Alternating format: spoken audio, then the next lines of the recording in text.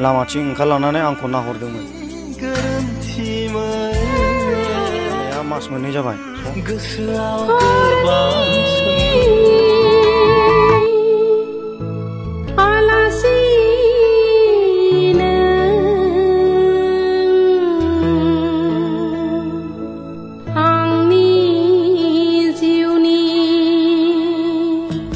खुलुमबाय लोगोफोर, आरोबाव गोदान मोनसे भिडिअ नोंथांमोननो दिन्थिनाय जाबावबाय।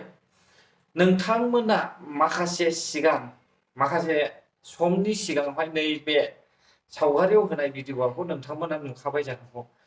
दिनै बिथांमोना जुलि लादोंमोन, थैस' थांस' रायजो जानो होननानै मोजां मोनलायनानै जुलि जादोंमोन।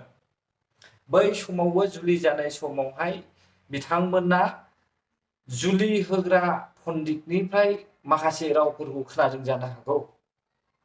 हाजो हाला दैमा दैसा सान अखाफोर गासैखौबो साखि दोननानै आं जुलि लाखाबाय होननानैहाय बेफोरबायदि फोरोंदोंबो जानो हागौमोन। नाथाय दिनैनि दिनावहाय 2 दाननि गेजेरावनो बा 3 दाननि गेजेरावनो बिथांमोननि जुलिया मा जाखो? थुब्ला। अब्ला रायजोफ्रा मोजां मोनगोन ना बेफोरबायदि जानायखौ? दिनै जोङो नुयोमोन फिल्मफ्रावसो फाथैलाय बिसिनाय, नाथाय आंथ' नंगौना नङा होननानै सानदोंमोन। माब्लाबाबो नुफेराखै, दासिमबो आं मेगनजों नुवाखै बेबायदि जुलि जानानै फाथैलाय बिसिनायखौ। नाथाय बै फाथैलाय बिसिनाय बे मोनसे कानुन बा मोनसे रुल्स बा समाजा आयेन दादों, बे फाथैलाय बिसिनाया आंनिब्ला मोजां नंगौना नङा? मानो होनब्ला बेखौहाय जोंनि समाजनि मानसिफ्रासो मोनसे आयेन खानानै दोननायनि बे फाथैलाय बिसिनाया। बिथांमोना दिनै रुजु रुमु संसार जानो होननानै बिया जाबाय, समायखिरा लाबाय, दिनै मानो गारलायखो?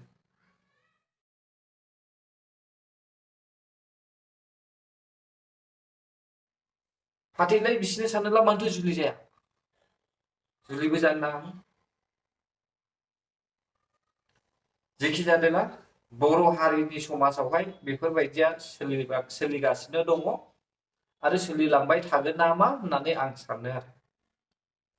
नाथाय नैथि खेबनि थाखाय नैबे भिडिअखौहाय हगारनायनि आंखौहाय गोरोन्थि दासान।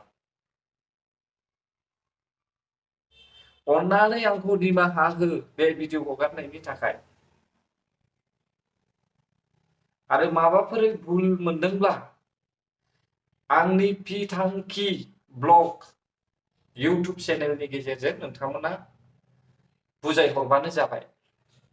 आङो बिथांमोननि न'खरनि काहानिखौबो बारा मोनथिजोबा, नाथाय मोनदांथियावहाय बेफोरबायदि जानो नाङा होननानै आं सानो आरोना।